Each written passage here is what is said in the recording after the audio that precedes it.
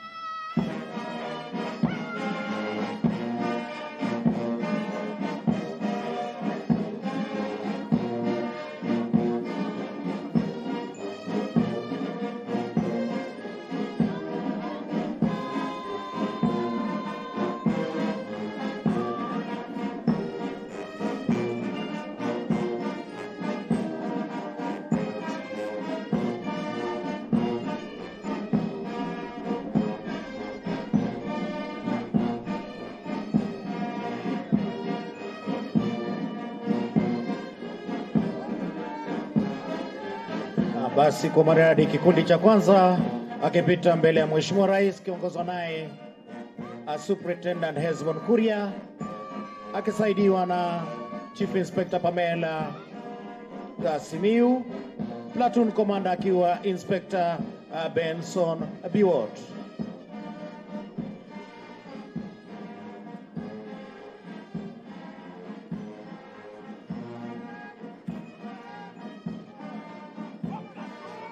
Platoon Senior Sergeant akiwa Rebecca Opio.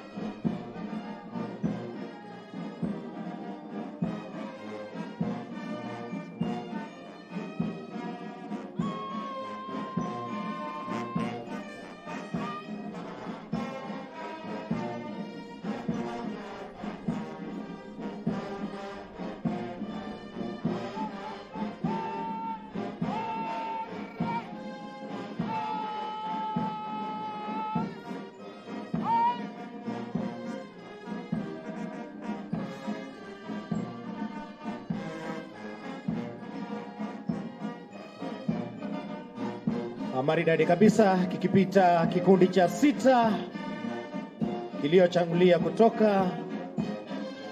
Vinavyopyata ni vile vikundi vinaungana na wenzao hapo baadaye.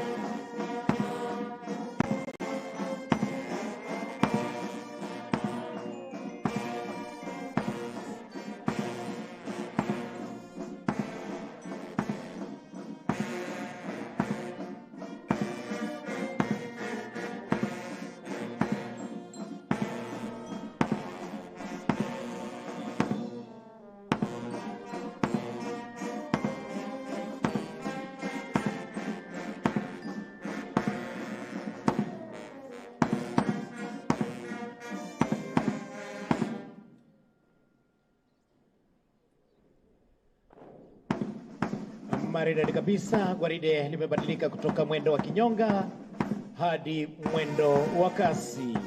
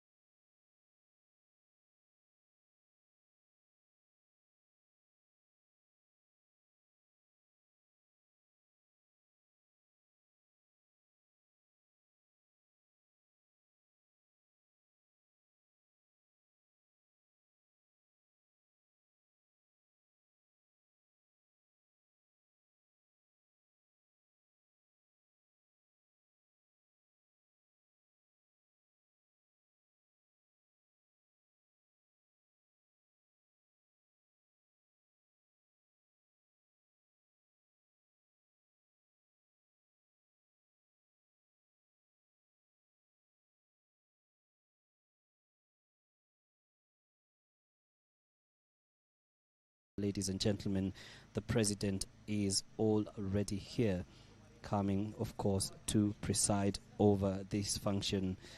I now hand you over to the official celebration. Let us cross over and listen in. Tumpungie mkono Mheshimiwa Rais wetu.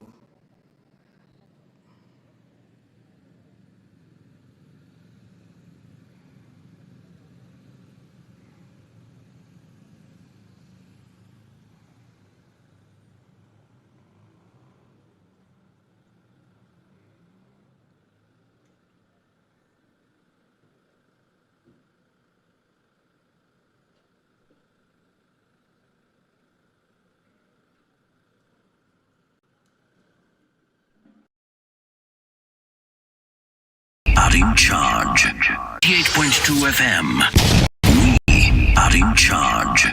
88.2 FM. We are in charge. 88.2 FM. We are in charge. 88.2 FM. We are in charge. 88.2 FM. We are in charge. 88.2 FM. We are in charge. 88.2 FM. We are in charge. 88.2 FM. We are in charge. 88.2 FM. We are in charge. 88.2 FM. We are in charge. 88.2 FM. We are in charge. 88.2 FM. We are in charge. 88.2 FM. We are in charge. 88.2 FM. We are in charge. 88.2 FM. We are in charge. 88.2 FM. We are in charge. 88.2 FM.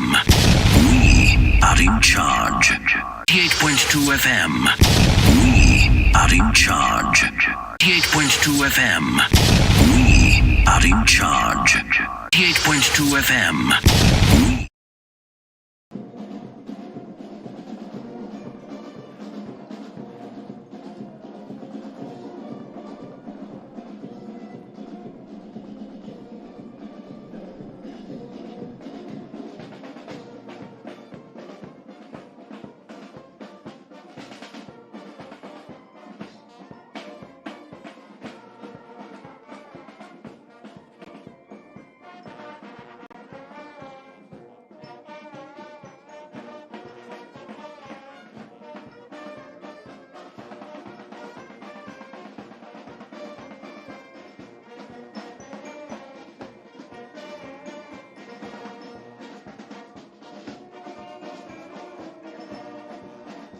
Basi kwa maana kabisa kikundi cha kwanza kikipita mbele ya Mheshimiwa Rais.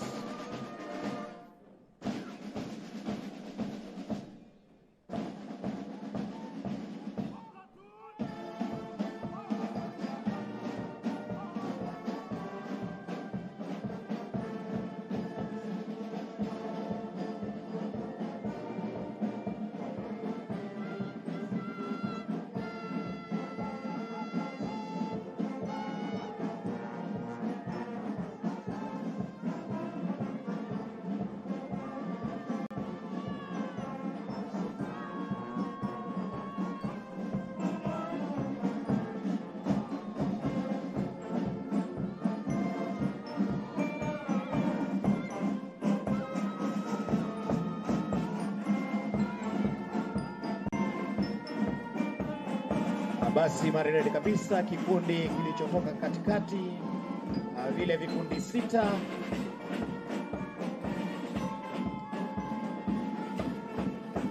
Tunaanza kikundi cha 7.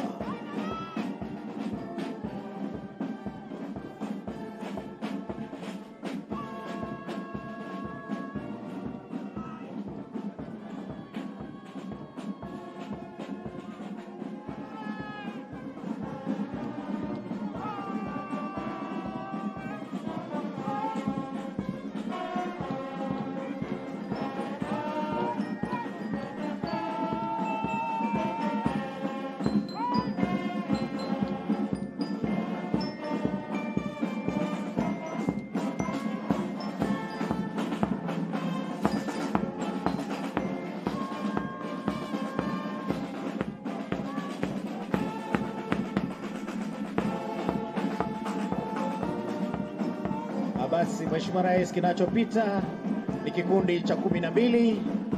Tunaanza kikundi cha 13.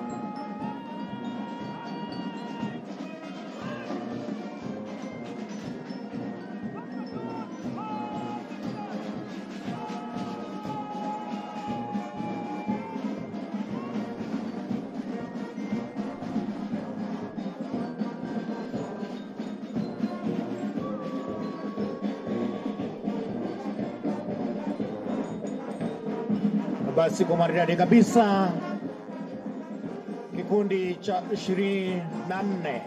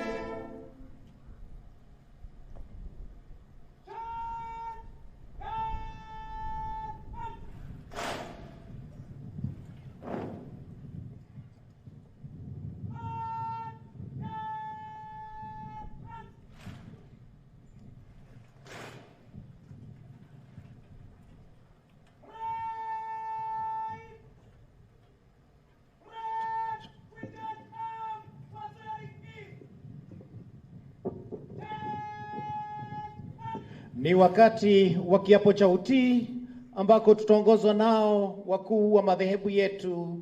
Karibuni. Oath of office. I do hereby swear by Almighty God that I will faithfully bear true allegiance to the President as the Commander-in-Chief of the Kenya Defence Forces and to the Republic of Kenya, that I will faithfully serve the President and the Republic as an officer of the National Youth Service, that I will obey all laws and lawful orders, regulations, directions and instructions concerning the National Youth Service, and I will discharge all the duties of an officer of the National Youth Service according to the law, without fear, favor, affection, or ill will. So help me God.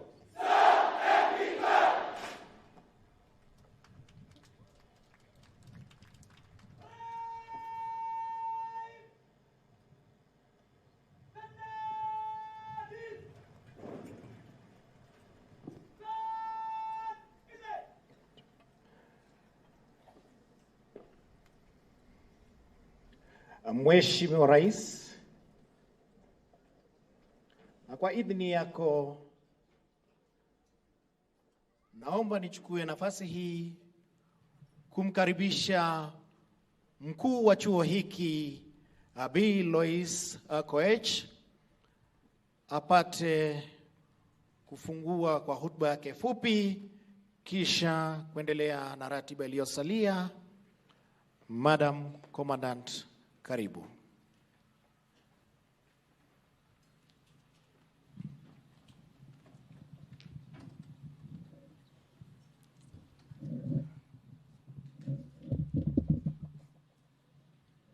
Your Excellency Honorable William Samoei Ruto, PhD, CGH, President of the Republic of Kenya and Commander-in-Chief of Kenya Defence Forces, Cabinet Secretary, Ministry of Public Service, Performance and Delivery Management, Honorable Moses Kuria, Chairman, National Youth Service Council, Lieutenant General Retired Njuki Mwaniki, distinguished guests, ladies and gentlemen.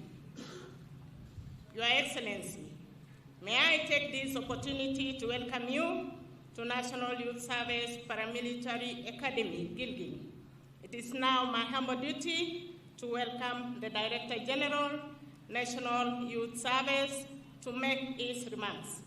DG, sir, please.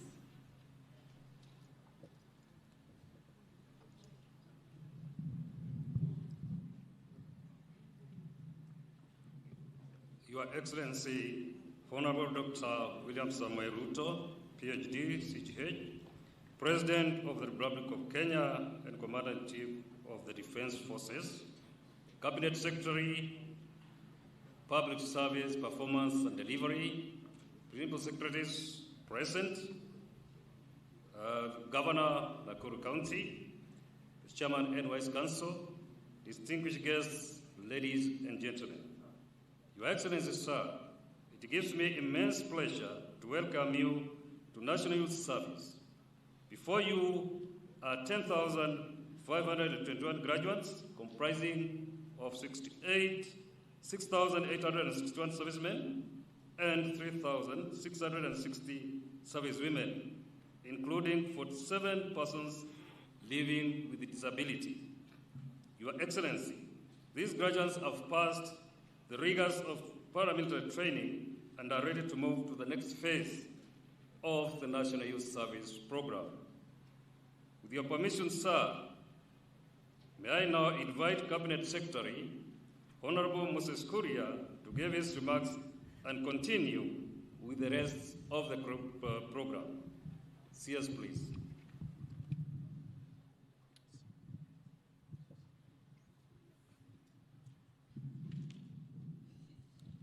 Your Excellency, the President of the Republic of Kenya and the Commander-in-Chief of the Kenya Defense Forces, the Chairman of the Council of the National Youth Service, Director General and all the Council members, the Governor of the County of Nakuru, Her Excellency Susan Kihika, Members of Parliament, led by the Chair of the Committee for Social Protection, Honorable Alice Nganga, servicemen, servicewomen, ladies and gentlemen, good afternoon.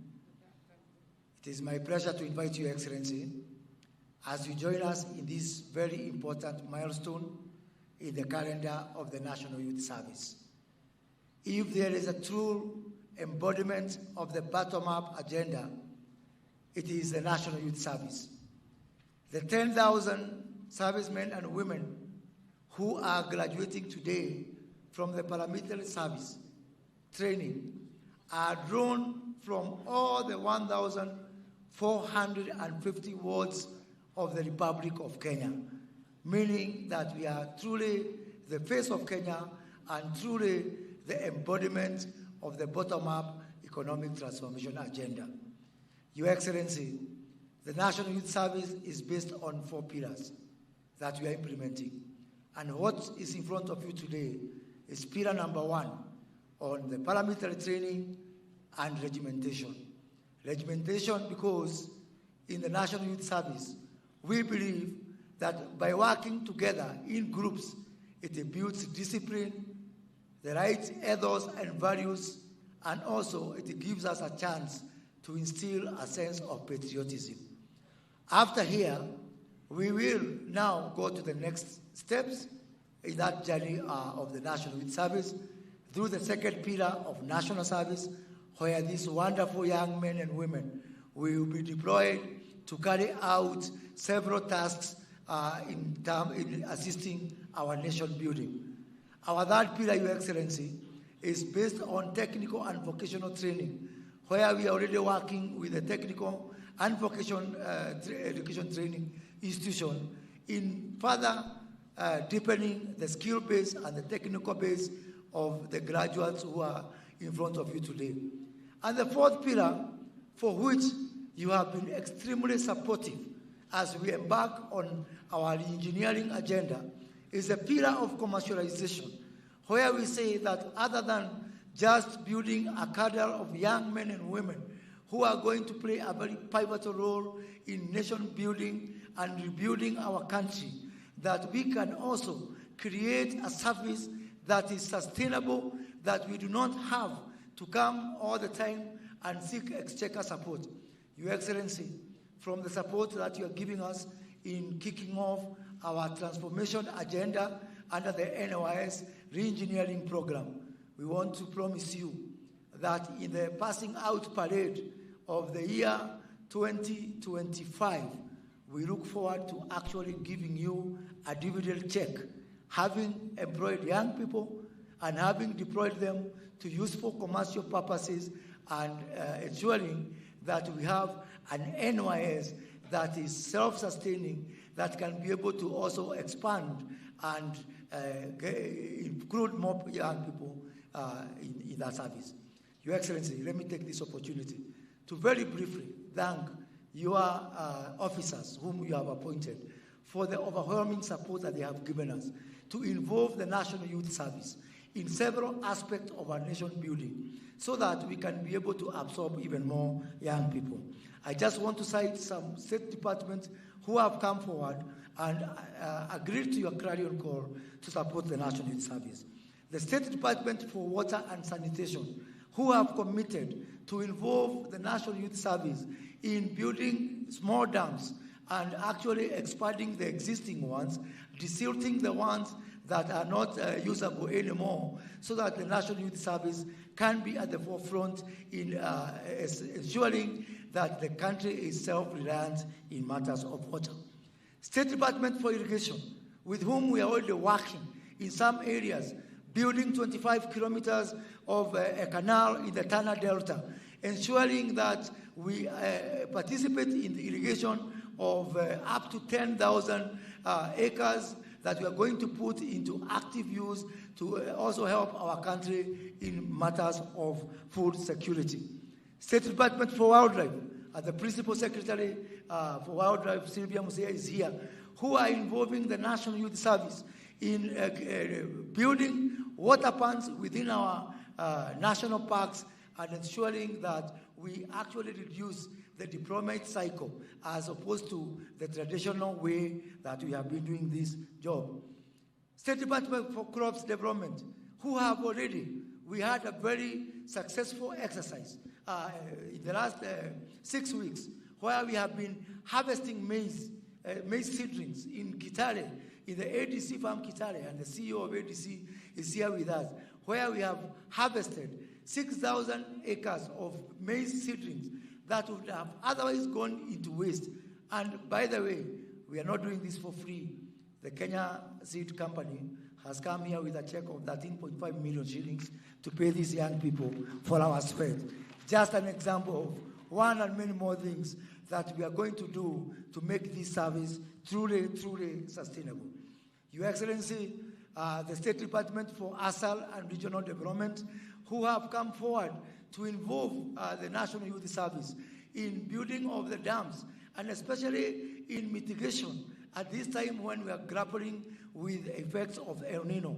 The National Youth Service and the State Department for ASAL, alongside our other discipline forces within the National Police Forces and the Kenya Defense Force, are right in the forefront of ensuring we have got mitigation.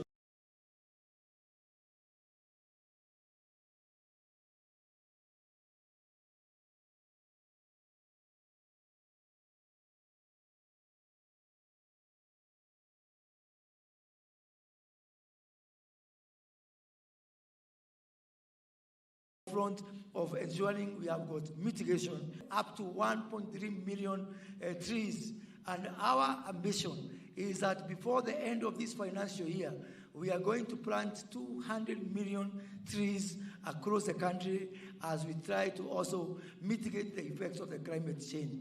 And again, we are not just doing this as an act of charity. Working with international climate organizations during the ongoing COP28, we managed to get partnership from the Global Center for Adaptation, from the Africa Finance Corporation, who have agreed to make the National Youth Service a center of excellence in matters of climate adaptation, climate mitigation and resilience, and more importantly, in monetizing the trees that we plant and all the other interventions we make in offsetting carbon credits from those people who are polluting our environment.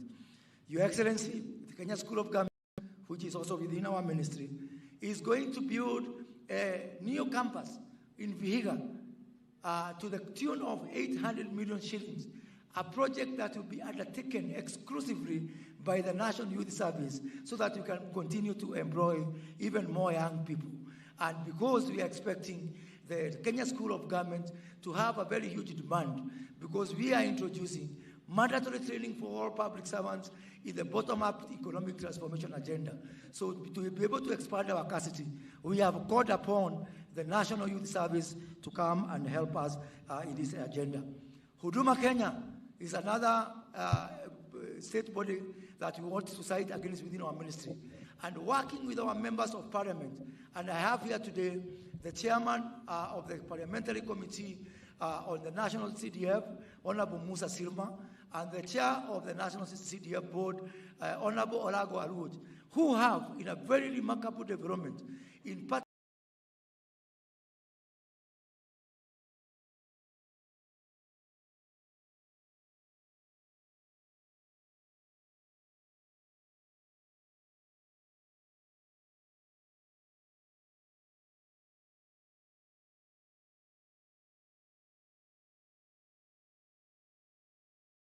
with the Ministry of ICT, where we have merged the concept of the Jitume Center for the digital jobs for our people with our Huduma centers to offer Huduma services in every constituency, funded by the national government CDF, and with the labor being provided exclusively by the National Youth Service, so that we can be able to expand the job opportunities for our youth. Your Excellency, State Department for Housing has been very exemplary in this endeavor. All the early works within our affordable housing agenda and within all our markets have been done by the National Youth Service, starting from Eldoret Market, which we are going to start deploying on Monday. And finally, Your Excellency, the National Employment Authority is partnering with the National Youth Service to provide jobs for these young people to go out there and get jobs abroad. As we speak, we've just deployed for the first batch of 40 service and men and women who are going to the UK for readily available jobs in the UK. And we have agreed with the State Department for Labor that we are going to have 50% of everybody going to work out there coming from the provider number one, which is the National Youth Service. Your Excellency, it can only get better. And we look forward to working with all state departments to ensure that the first provider of labor of choice is the National Youth Service. To achieve this, Your Excellency, as I conclude, we have to do two things. One is just to keep the focus. We intend to keep the focus. Nothing is easy. In the beginning, the plan which your government is rolling out might appear painful as unpalatable to some. And in fact, we might get complaints here and there. I want to encourage you to follow the footsteps of my namesake, Moses of the Bible. When the children of Israel left Egypt and they went into the wilderness, they were crying. And some were even saying, afadhali uturudisha kwa Farao. Na Farao hata alikuwa anawachekelea, anawaambia, niliwaambia mtajuta, afadhali mrudi huku. Lakini walipofika huko Canaan, hata hakuna mtu alikubuka ile mashida tulikoa nayo kwa njia. So we are going to keep the focus, because once we cross to the other side, even those people who are making noise today, like the children of Israel, they will not remember the problems that they had in the wilderness. We also intend to be innovative. We have to look for different ways to do things for us to change this country. We cannot do things the same way it has been done and expecting different results. Even the person who invented the car, in the beginning, people were resisting, and they said they don't want the car. They want faster horses. But in the end, today you cannot imagine life without the car. So we'll keep the focus. We'll try different ways. We'll try to be innovative, and we'll move and transform and change this country, because that is what the people and God expect of us. And now, Your Excellency, let me take this opportunity to invite the governor of the county of Nakuru, who is our host. Your Excellency, you are sitting in a very interesting ward, the ward where we're sitting today. Last year, on the 9th of August, they went to the ballot to elect 6 people. Out of all those 6 people, you are the only man they elected. The MCA is a woman, the MP is a woman, the senator is a woman, the woman obviously is a woman, and the governor is a woman. So if there might be some constitutional issue around that, which I have told Susan we have to look at it, even as we look at the issue of the 2-thirds rule, and you are privileged to represent all of us endangered men species in that endeavor. Madam Governor, welcome.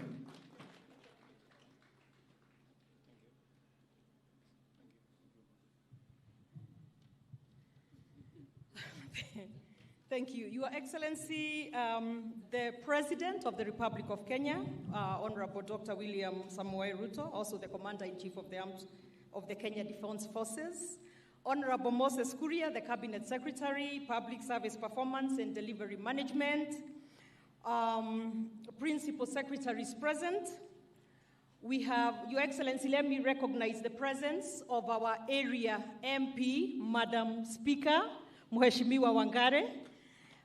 Let me also recognize the presence of Honorable Musa Sirma, who is from our neighboring county here and from Eldama Ravine. Recognize the presence of Honorable Alice Nganga, MP Thika. The presence of Honorable Hilary Kosgei, MP Kipkelion West. The presence of our Deputy Speaker of the Senate, the Senator of Meru, Mheshimiwa Kathuri Murongi. And the presence, Your Excellency, of our area MCA, Mheshimiwa Rose. And Mheshimiwa Kuria, sisi ndio tuko, wa mama.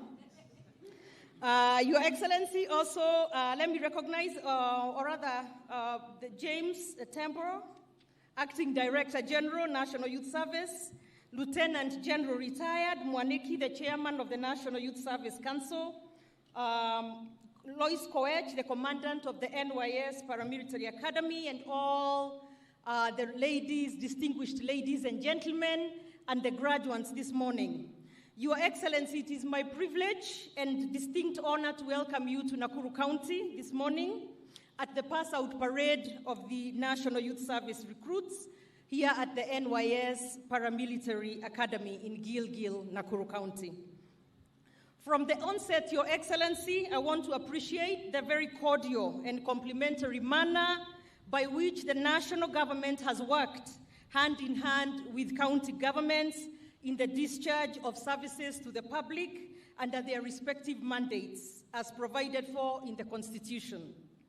I want to assure you that we as Nakuru County are committed to working closely with your government as we seek to grow our county. Your Excellency, Nakuru County is proud to be the home of the National Youth Service, a critical institution charged with the duty of empowering young people with knowledge, skills, experience, and values that prepare them to exploit their potential, earn a decent livelihood, and apply enterprise for the betterment of Kenya. I hold the conviction that the training recruits undergo for the 6 months that they're here in this school not only prepares them for the highly competitive job market, but it also equips them with technical know-how to survive and thrive in the job market. I note with great level of appreciation, Your Excellency, that the NYS Paramilitary Academy is famed for training recruits in high-level practical vocational skills that are on demand during the implementation of national development projects, especially those aligned to the bottom-up economic transformation agenda, better, such as affordable housing.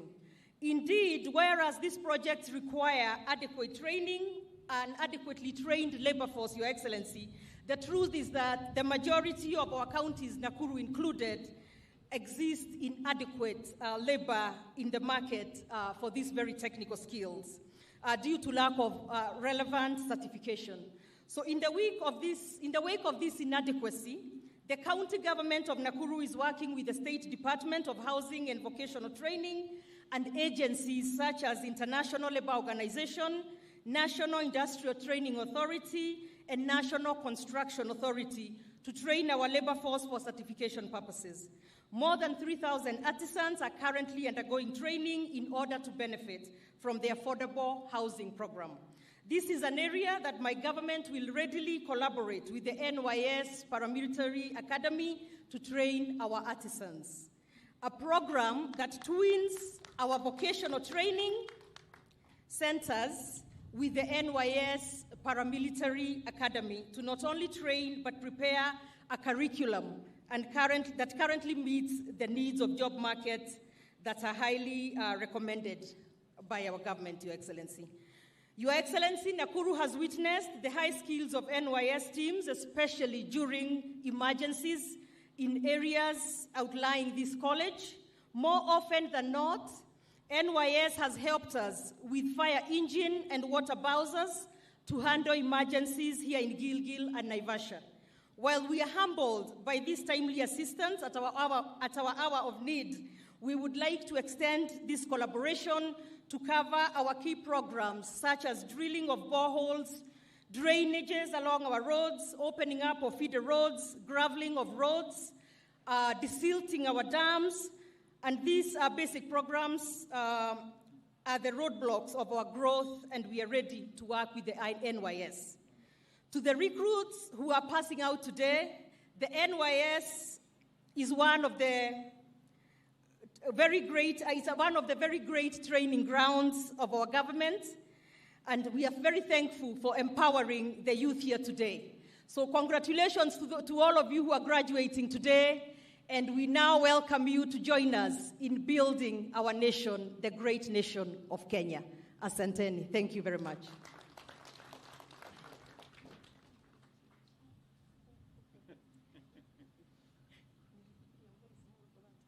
It is now my singular honor, singular duty to invite the President of the Republic of Kenya and the Commander-in-Chief of the Kenya Defense Forces. Karibu, Your Excellency. Thank you. Asante sana, Mheshimiwa. Tafadhali tuketi chini wale mko na viti. Asante sana, Mheshimiwa Gavana wetu wa Nakuru, Mheshimiwa Moses Kuria, Waziri husika, Principal Secretaries present, the leadership of National Youth Service, wazazi wote waliotembea katika sherehe hii ya muhimu, na graduates, distinguished guests. Kwanza mimi nataka nipongeze wasimamizi wa NYS, mwenyekiti, Director General na kamati yote na wale officers wote walioshiriki katika mafunzo ya hawa vijana wetu wa Kenya. And I am glad to be here as we celebrate the achievements of our youth in their preparation to serve their nation and mark another important milestone for the National Youth Service community who have made this event possible. An event like this is particularly important because its role in reminding us of the substantial reasons we have as a people of Kenya to be hopeful about the future despite the challenges we face. Old and familiar threats of war, conflict, insecurity, underdevelopment, famine, disease, and crime have been joined and intensified by terrorism, transnational organized crime, pandemics, and climate change.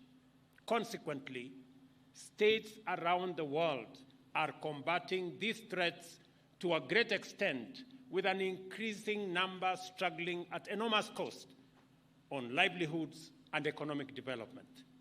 Under these conditions, high rates of population growth have not only increased the number of citizens overall, many national populations of developing countries grow younger by the decade.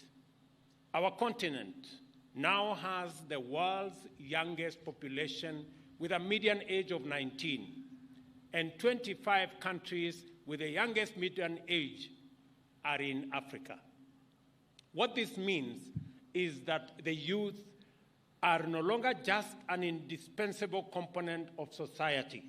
They define the basic character of our nations and determine the direction and speed of our journey into the future.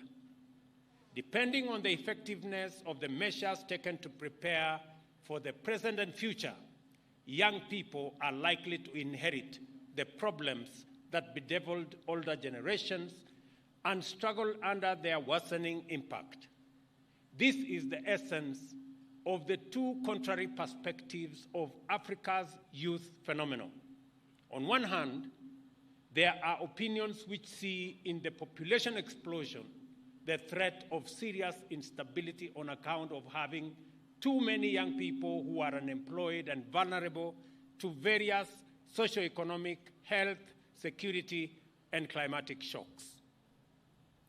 To this school of thought, the young people represent a ticking time bomb, which will explode sooner or later into a myriad of acute socioeconomic and political problems. On the other hand, there are perspectives which see in the youth a stronger capacity for effective harnessing globalization, innovation, and leadership in newer, more positive directions.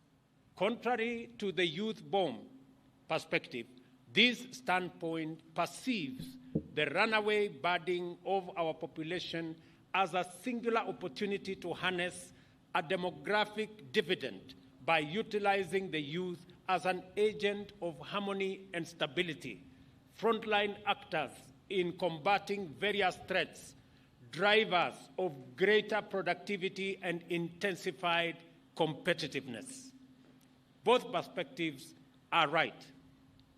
If we carry on with business as usual and neglect the imperative of taking extraordinary measures to transform our economies in order to give millions of young people a better chance to build stronger nations, we will definitely have a serious crisis in our hands. The difference between the two scenarios depends on how intentional, how ambitious, urgent, and futuristic the development agenda is. It is clearly evident that for a few decades now, Kenya has been firmly and emphatically committed in investing significantly in a future that will exploit the demographic dividend to drive national development agenda. This is for a while now. Primary education has been free of charge, with huge subsidies in secondary education and even university education under the bottom-up economic transformation agenda. The bottom-up economic transformation agenda will not implement itself. On the contrary, our best chance of actualizing the Kenya we want in social, economic, political, and even cultural terms is by wasting no opportunity in equipping our young people with the skills and capabilities that are not only competitive and relevant in the current global market, but also firmly aligned with the imperatives of the radical transformation of our economy. Our review of the CBC, increase of teachers, infrastructural expansion of learning facilities, development of technical and vocational education and training institutions throughout Kenya represent one side of the positive interventions aimed at securing the greatest share of youth dividend to power national growth. The other component of these measures are strategic interventions set out in the bottom-up economic transformation agenda in order to significantly enhance the productivity of labor across 5 priority sectors, create millions of jobs for young people over the next 10 years, provide necessary infrastructure and support for them to engage in innovation and creation, as well as other forms of employment in the digital economy. The National Youth Service is not just a witness and a participant of our bold intention to enlist the youth as the leaders and drivers of Kenya's transformation. It is an example of a dedicated program for empowering our youth for a lifetime of service across all sectors.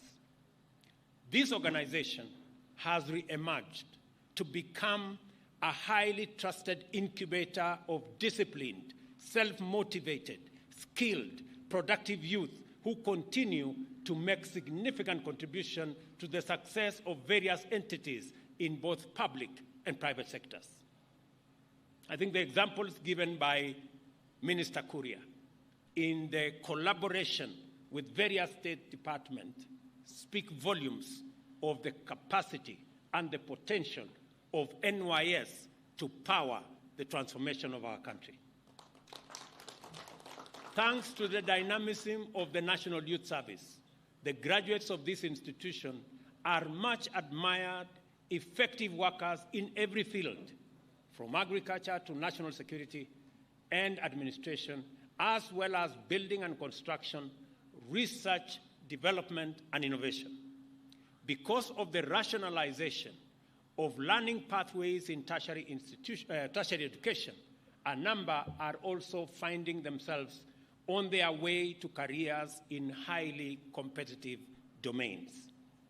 Recognizing the place of youth in national transformation in general, and that of NYS in powering the plan in particular, we have embarked on a strategic re-engineering of the National Youth Service to enhance the capacity of the institution to take up greater numbers of trainees, position it on the path of financial sustainability through revenue generation, thereby creating the conditions to support the expansion of enrollment to 100,000 young people annually in the next 5 years.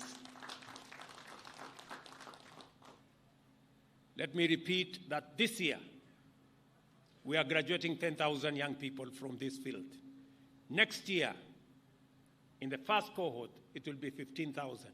In the next cohort, it will be 15,000. So next year alone, 30,000 young people from across Kenya will graduate from NYS as we position NYS as the incubator for all other arms of government.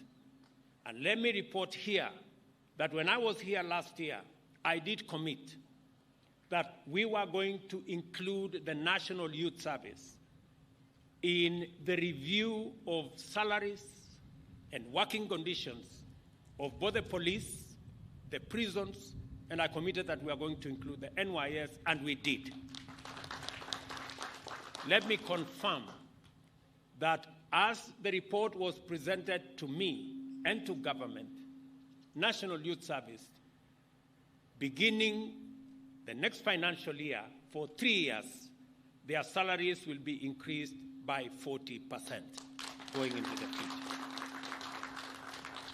Let me also confirm that I have approved the modernization and the re-engineering of National Youth Service so that in February next year, we will have an additional 200 cadets that will be trained to enhance the capacity of National Youth Service to train more servicemen and women as we use NYS to grow the pool of young people that are job ready, that are ready to take up responsibilities in different sectors.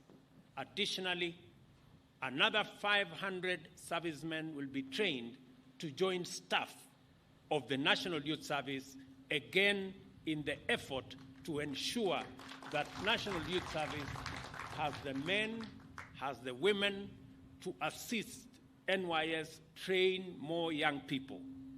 Vile tutakuwa tunaongeza wale watakuwa wanakuja hapa NYS. Na nimesema ya kwamba kuanzia Februari mwaka unaokuja, hawa vijana kutoka Kenya mzima, namba yao itaongezeka kuwa 15,000. Enrollment ya mwezi wa 8, mwezi ujao, mwaka ujao itakuwa 15,000 ingine, na polepole kwa miaka 5 tutakuwa na vijana 1,100 kila mwaka watakao shiriki katika mafundisho ya National Youth Service. Vile vile nimesema ya kwamba ili kutumia NYS as an incubator, the National Security Council has decided that going forward, all security recruitment, 80% of all security recruitment will be from the National Youth Service. Wale vijana wote sasa tumeamua kama baraza la usalama katika taifa la Kenya kwamba wale wote watakaoajiriwa kwa jeshi la Kenya, kwa polisi wa Kenya, Kenya Forest Service, Kenya Wildlife Service, asilimia 80, 80% watakuwa hawa vijana ambao wamefuzu kutoka National Youth Service. Vile vile tumekubaliana ya kwamba National Youth Service katika ile harakati ya kupanga vijana watakaoenda kufanya kazi katika nchi ya nje. Already we are concluding negotiations with Germany. We are concluding negotiations with Saudi Arabia. We are concluding negotiations with another 8 countries on export of labor. And the National Youth Service is going to be the central organization for pre-deployment training so that Kenyans understand what they need to do when they go out for work as labor that is exported from Kenya. Let me also confirm that as part of the modernization of National Youth Service, which we have agreed will be underway, NYS is going to participate in many fields in making sure that they support civil works, as has been said, in the housing program and in many other programs, in dam desilting and many other programs. NYS is also going to participate meaningfully in growing food around Kenya because they have the capacity to do it and they have done it in a very exemplary way. We are going to enhance and modernize the equipment that NYS have. As part of that modernization program, the negotiations I had with Prime Minister Modi last week of the $250 million US dollars that we negotiated for agricultural mechanization, 50 million or 7.5 billion Kenya shillings is going to be made available for agricultural mechanization of the National Youth Service. I am therefore instructing the Minister, Moses Kuria, to liaise with Minister Professor Ndungu to facilitate the expedition and expeditious plan to make sure that NYS benefits from the facility that we negotiated last week with the government of India.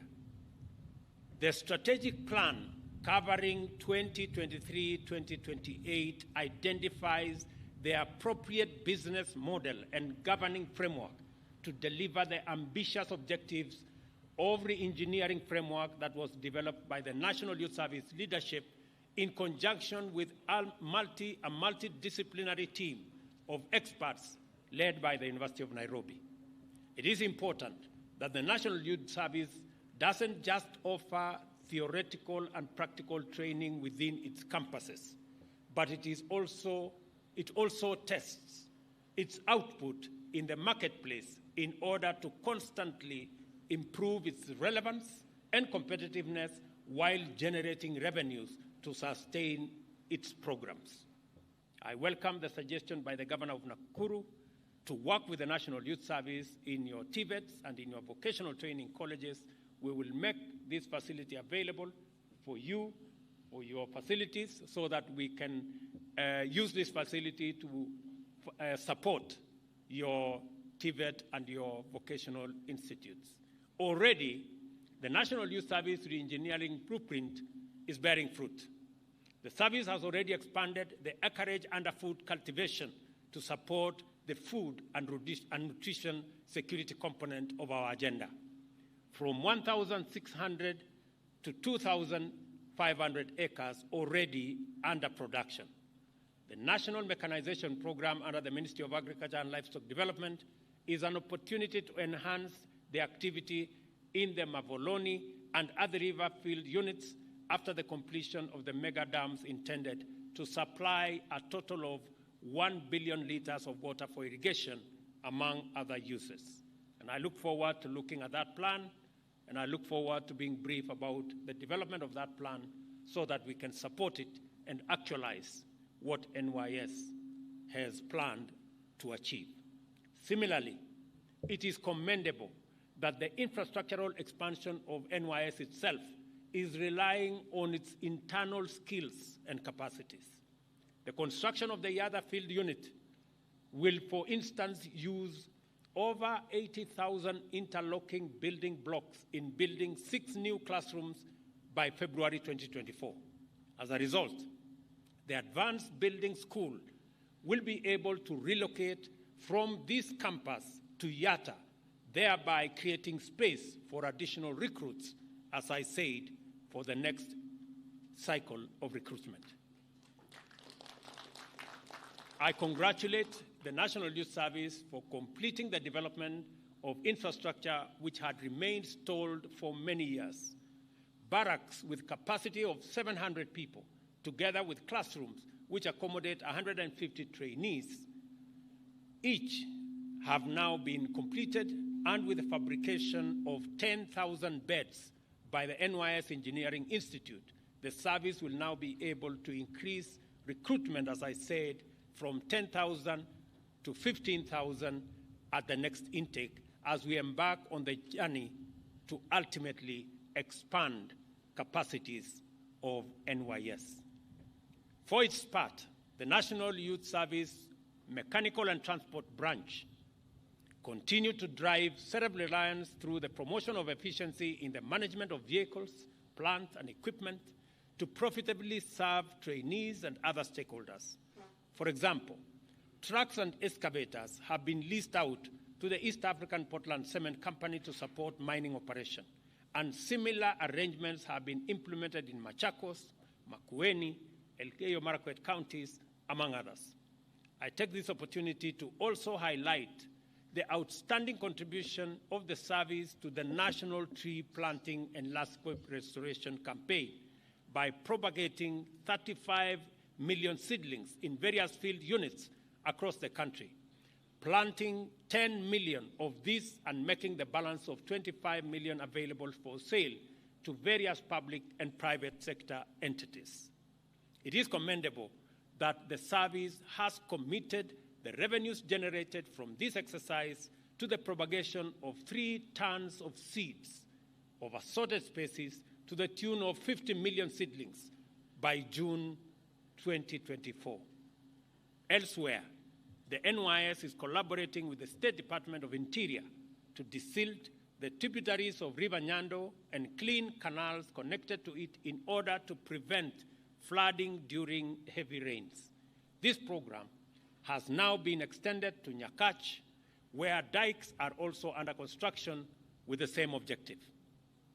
Further, the service has now developed a mature and effective collaboration with the National Police Service in crowd control, securing strategic installations, the provision of emergency response services, including at the Integrated Communication Command and Control Center that is now very useful even as we manage the El Nino challenge.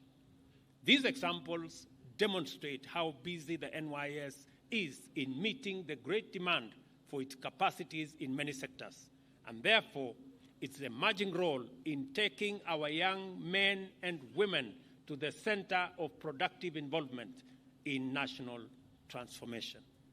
The National Youth Service, ladies and gentlemen, therefore provides an eloquent answer to how Kenya has approached the youth question.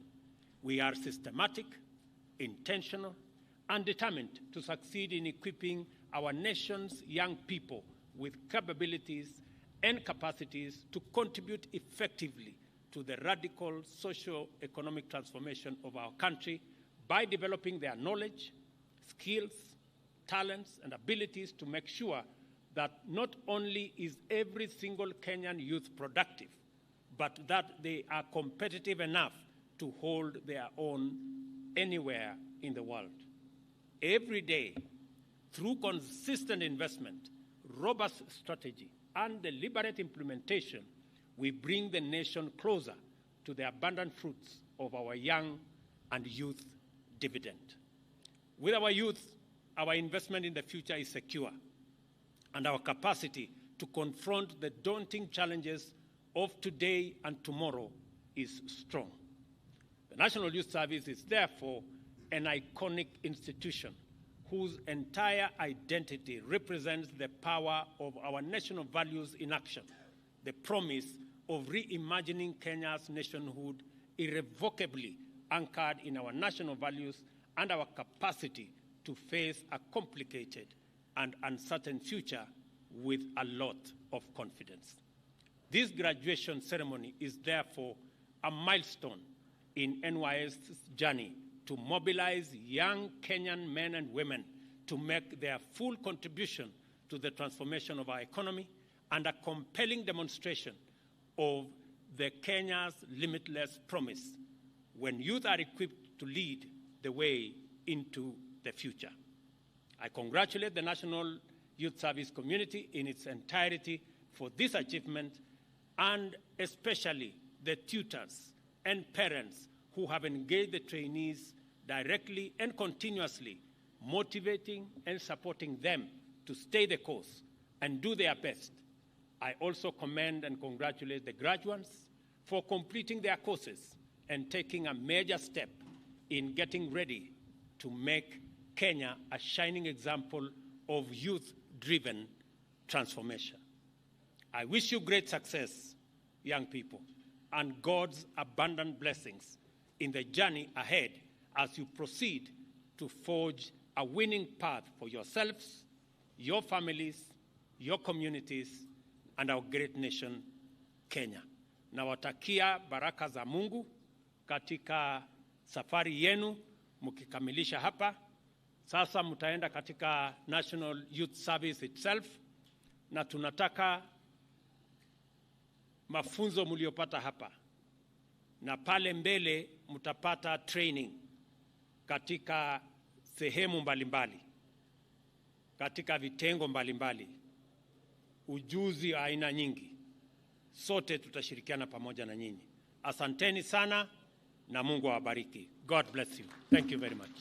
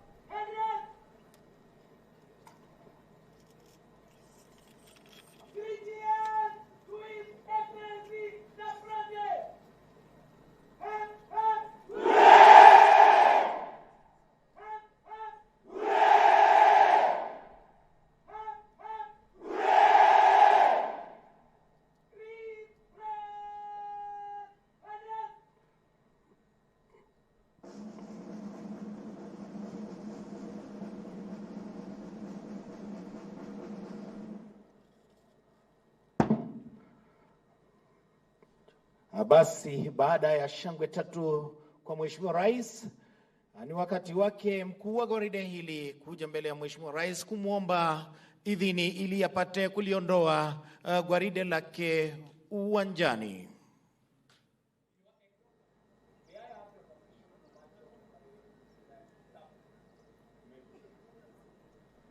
Basi mshapata idhini kutoka kwa Mheshimiwa Rais ili apate kuondoa gwaride lake uwanjani.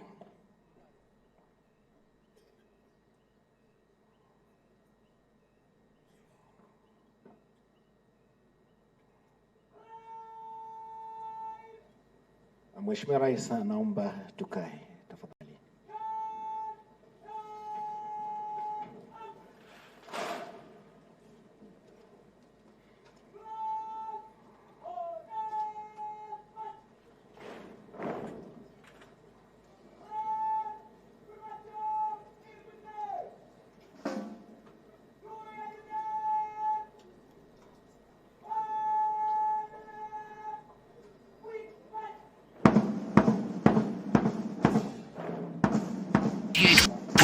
FM. We are in charge. 88.2 FM. We are in charge. 88.2 FM.